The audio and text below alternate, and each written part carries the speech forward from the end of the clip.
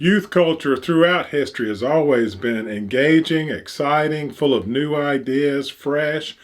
Plus, the youth are beautiful, so that makes them just so much fun to listen to and look at.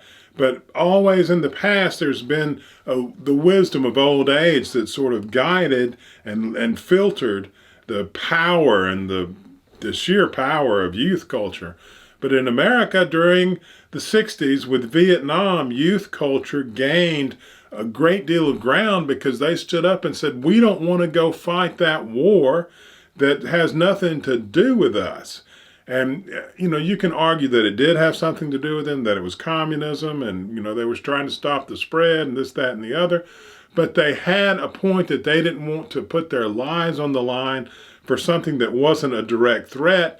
And so because they had a good deal of validity to their argument, they got a good deal of respect. But if you look at everything else that they said that went along with it, it was just as vacuous as the stuff that's going on now, to free love and do drugs all the time and love the one you're with. And they were trying to fight the war and they all had a seance and were going to levitate the Pentagon to show their power. Really, that was a real thing.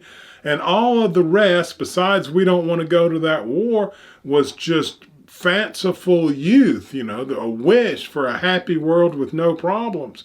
And that's exactly what we have going on today with the pronouns and guys can be girls, and, just the complete breakdown of any type of rationality, which is what youth culture does. And it's beautiful and it's glorious as long as there's a wisdom of adult culture and a wisdom of the culture that says, okay, we'll take that. But the majority of it, we'll just enjoy watching you do, but it won't be, risen to the level of something that we're going to act on because it's completely fantasy, And that's what we need to get back to, that yes, there is wisdom in dealing with this reality, with this consciousness over time. We do learn, we do grow. Now there are new things that come from the new consciousness that's just been here and has a fresh look, but it needs to be filtered through everything we've learned in the past.